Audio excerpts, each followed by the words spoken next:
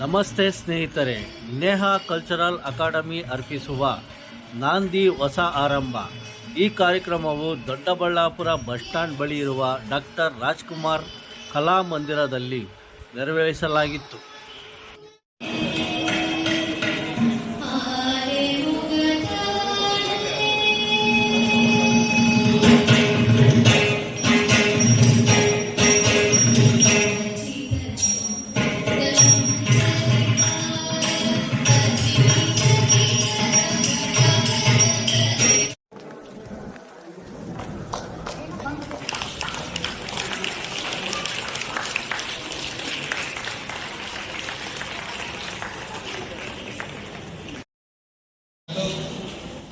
Neha cultural academy